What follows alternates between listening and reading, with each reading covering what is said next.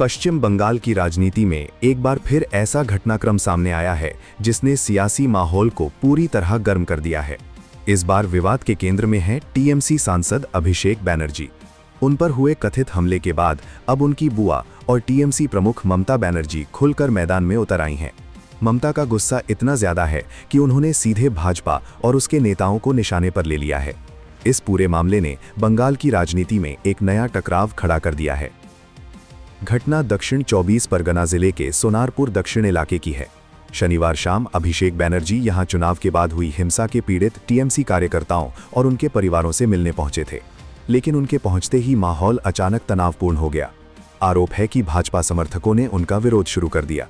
देखते ही देखते नारेबाजी बढ़ी और फिर हालात ऐसे बने कि धक्का मुक्की और हंगामे की खबरें सामने आने लगी। टीएमसी का दावा है कि अभिषेक बनर्जी को घेर लिया गया, उन पर पत्थर, जूते और अंडे फेंके गए। इस दौरान उनकी शर्ट भी फट गई। स्थिति इतनी बिगड़ गई कि सुरक्षाकर्मियों को उन्हें हेलमेट पहनाकर वहां से बाहर निकालना पड़ा। घटना की तस्वीरें और वीडियो सामने आने के बाद राजनीतिक बयानबाजी का दौर भी तेज हो गया।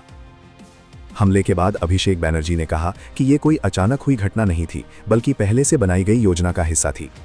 उन्होंने आरोप लगाया कि इलाके में पर्याप्त पुलिस बल मौजूद नहीं था और कुछ लोग उन्हें गंभीर नुकसान पहुंचाना चाहते थे।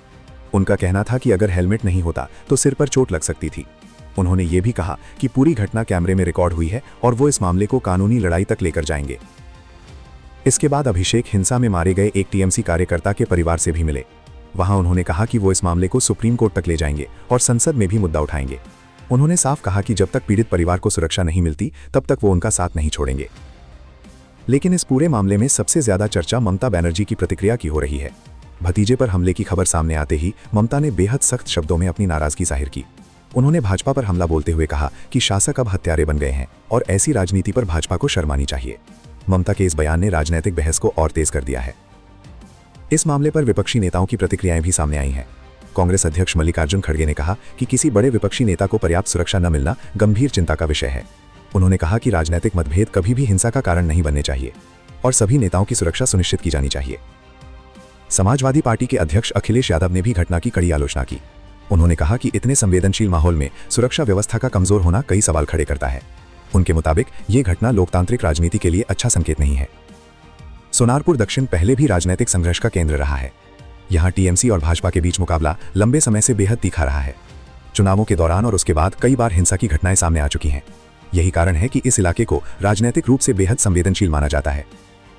अब अभिषेक बनर्जी पर कथित हमले और उसके बाद ममता बनर्जी की तीखी प्रतिक्रिया ने बंगाल की राजनीति को नए मोड़ पर ला खड़ा किया है। आने वाले दिनों में ये मामला अदालत, संसद और राजनीतिक मंचों पर और ज्यादा गूंज सकता है।